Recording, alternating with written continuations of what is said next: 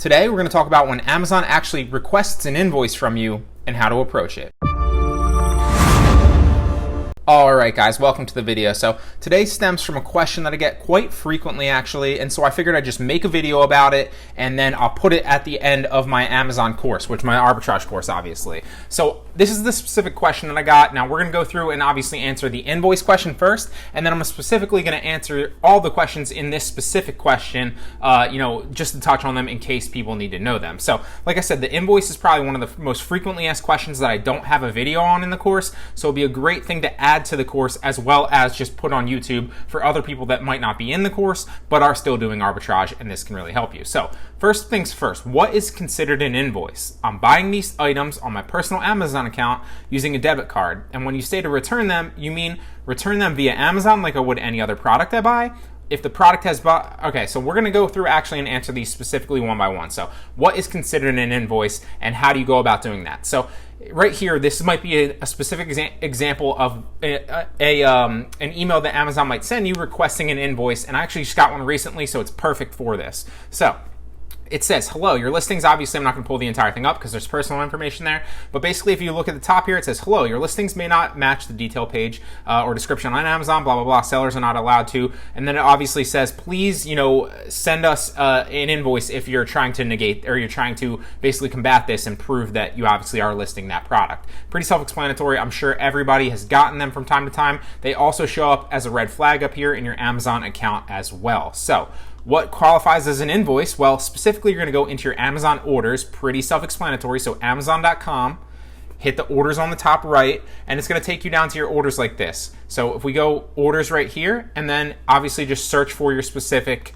whatever that product specifically is. An easier way to do it, just to make sure you have it right, is copy the ASIN that they send you, then go to Amazon.com and type that, let me just show you really fast.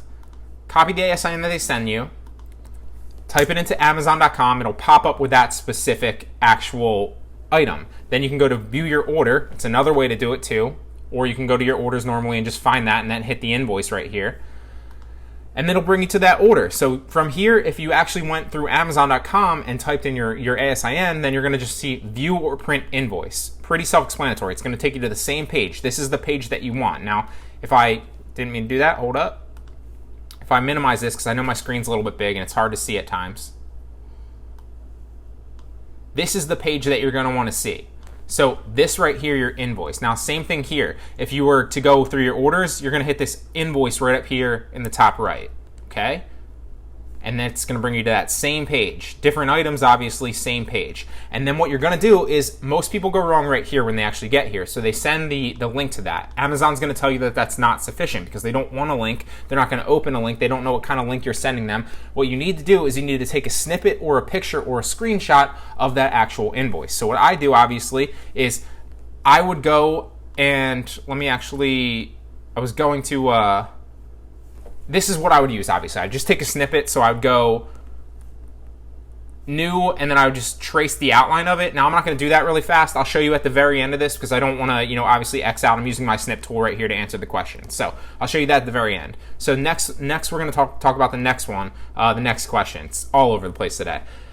I'm buying these items on my personal Amazon account using a debit card. When you say to return the item, you mean return them via Amazon like you normally would any other product you buy? Completely, yeah. Just go back to your orders, find that specific item, and just simply return it. So you'll see here, if I go back to something that I've obviously purchased and has been delivered already, you can just return it. And then when you hit return items, a little workaround, if you abuse this, you're gonna run into problems. But if you do this once in a while with certain items, you'll be 100% fine. And the way that you get it for free is A, you can ask the seller, and 9 times out of 10 they'll send you a refund. Or B, you can hit inaccurate website description when you're returning the item. That will take you to this page where it gives you obviously the example of where you can get an Amazon gift card or back to the original payment. And then what you're going to do next is UPS drop off or whatever, and that'll give you the option to obviously not have to pay for what you paid for it, so you can return it 100% free. So inaccurate website description, return it any other way that you would any other product on Amazon. and that's simply how you return it. So if it's in your inventory and it's been sent in, you have to wait for it to be fully received. So let's pretend that all these items are fully received. They're not actually inactive. I've already sold all these, obviously. What you're going to do is you're going to, obviously just put a check mark on it, hit the actions, and then delete the products and listings. So you're going to want to delete that out of your inventory entirely. And then what's going to happen is typically in about 15 to 20 minutes, it's going to show up in your stranded inventory. So you're going to go to stranded inventory. I'm not going to go there right now. And then you can file to get that removed and file for a removal order. So you will have to pay for that if you've already sent it in. But it's just a little caveat. It might be like $3 or $4. It's really, really cheap. And to be honest, if you scaled this to any certain degree, you should be making a significant amount more than that. So you should be making a couple grand a month, and $3, $4 to basically pull something out if you've run into this problem is really minor in the grand scheme of things. So that's that in a nutshell. And then obviously you see here, this is exactly how I responded. So they said, hello, your listings, blah, blah, blah. If you're trying to combat this, send us an invoice of that. So what I did is now that we're done answering the question, I can use this thing. So what I'll do is I'll go to my snip tool. There's one on Mac. I don't know what it is. On PC, it's just a snip tool.